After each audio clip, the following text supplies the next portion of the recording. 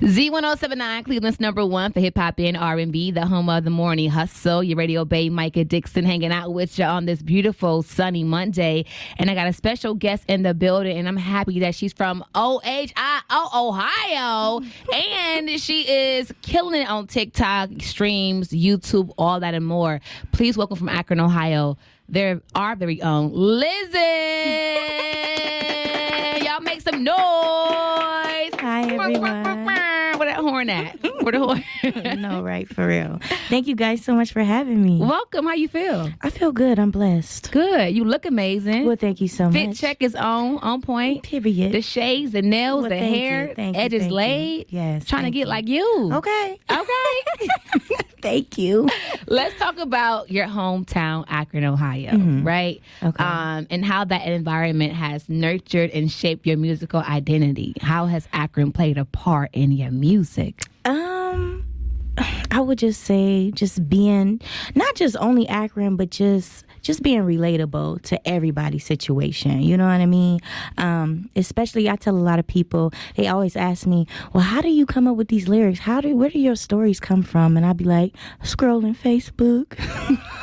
The post on Facebook, and then friends, associates, just, telling me personal lives. And I'm like a journal for real. Oh, wow. Mm-hmm. For those who don't know about Akron, describe, if you can, or give me 3 words that will make me realize what Akron is all about. Home of LeBron James. Oh, okay. Yeah, that's more than enough.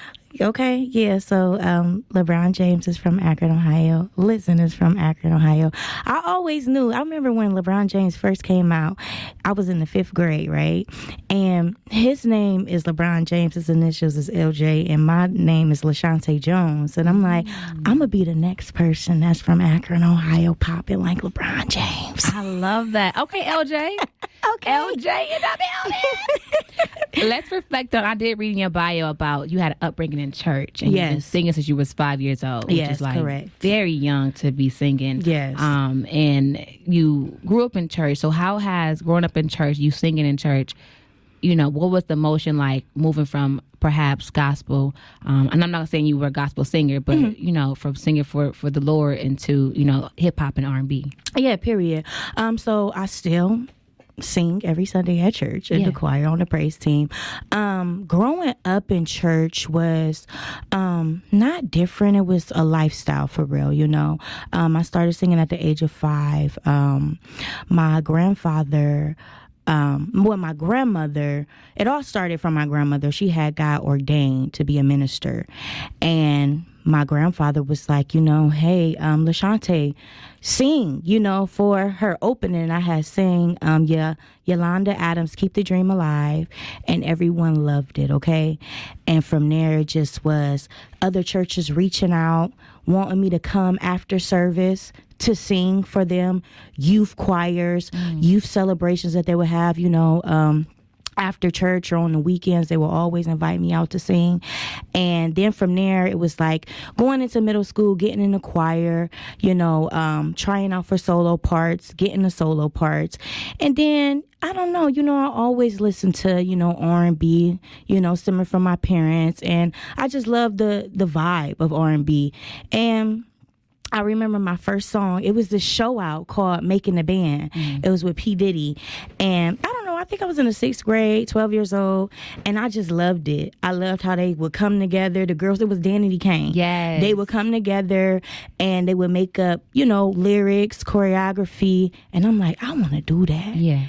And from there, it was just like, wow. So tell me, what emotions or insights did that transition right there evoke within you? It was just easy. Okay. So I knew that it was God-given anyways from the beginning of time. And it's just so easy for me to just come up with a storyline, and I'm really good at hooks. So I don't know. It just was easy for me. I like that word. Easy is a good thing. Yeah. Could you share with us the pivotal moments or artists that deeply influenced your artistic direction?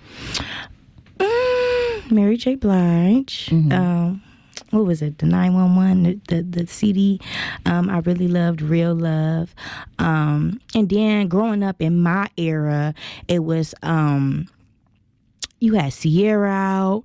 You had gosh, I can't even think of her name right now. Chris Brown.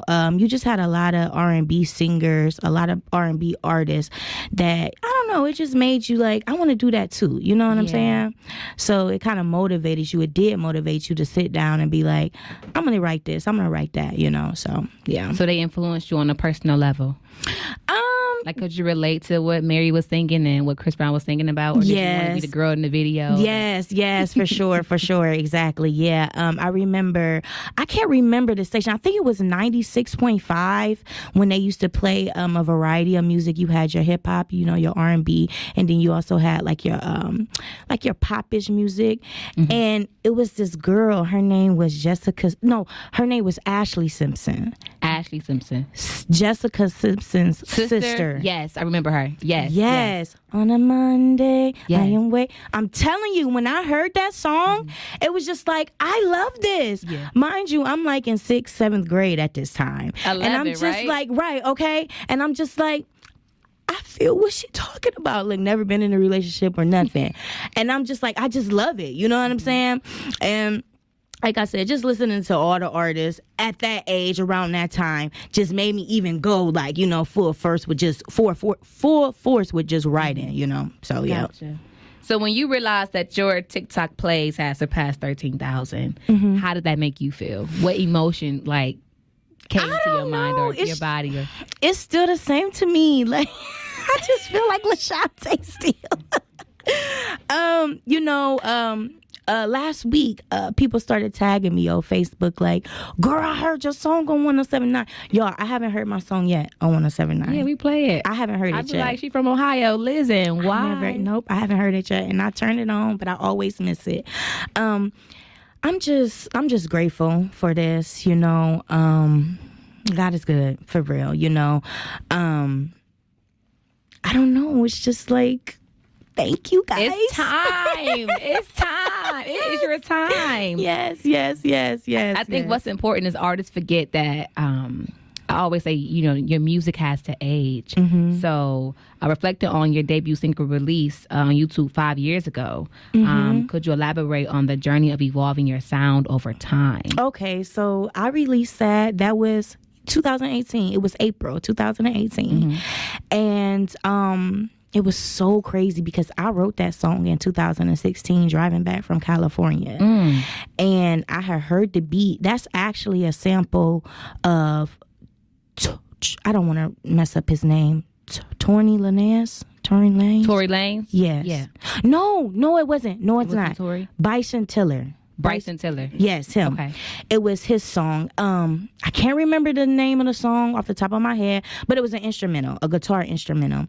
And I was just, I don't know, it's just life. You know, just life just makes the lyrics come to me. But I really don't believe, I think at that time, like the way my voice was kind of like still immature sounding. Now it's kind of got a little bit more bass in it, you know. I was listening to that song actually a couple of days ago and I was listening like, wow, I sound so young, you know what I mean? Compared to Why, you know, and it's just like, wow, you know, the difference that the years make your voice grow, you know, so. You get some more experience behind that. Yeah, in life. Period. Yeah, exactly. Yes, right. So turning towards that, the business side of your music career, have there been instances where you encountered subtle obstacles or setbacks in navigating collaborations or releasing your music? Has anything held you up? And if so, how does it shape your approach to this industry now? Are you saying like, have I ever like stopped doing music due to like certain or has there been like hiccups on your journey where it's it's in your way and you like, okay, I'm gonna go about it different now? I guess I had a baby 2022. Congratulations. So well, thank you so much. He's 1 year old going on 18. So I wouldn't say it was a setback, but during that time you kind of just sat down and just wrote, you know. It wasn't, I don't want to say that it was a setback, you know. I just want to say that it was just a break to get the ball moving after you push this baby out, you know. So that's what it was for me. That's the only thing that I could think of, you know, that you could call a quote unquote pause in, you know, releasing music. Mm-hmm. So you haven't ran into any snakes. And I ain't throwing no shade, but you know how Kat and Monique getting down right now. So right, no, I haven't ran into nobody. Okay. No. Okay, good. No, good. no, We're gonna keep it like that. Yeah, good. Exactly. So what do you want to get out of the music industry? What are you looking forward to? I want a Grammy. Okay. I want my Grammy. Okay. And I was talking in church last week during testimony time, and you know my grandparents, they're the pastor and apostle, and after church he always any testimonies. So you know, I just had raised my hand. I never really speak. He always just like called me out like, Shante, you da da da. And so last week I found out that I got on the billboard, or it was a listing in the billboard for me, you know. So that I never thought about, you know, being on the billboards, but I always knew that if my music popped, and if somebody hear me, because I'm from such a small town, Akron, you know. So, you know, a lot of people really not looking at Akron as how I feel, you know, because we're so small and a lot don't come out of Akron, you know. So when that happened for me, I'm like, when the time comes, your girl is gonna get a Grammy, okay? So that's what I'm looking for out of this whole thing. And back to what I was saying, I had told them at church, I said, when I get my first Grammy, I'm probably gonna put the music down to the side, because you know I'm a good actor.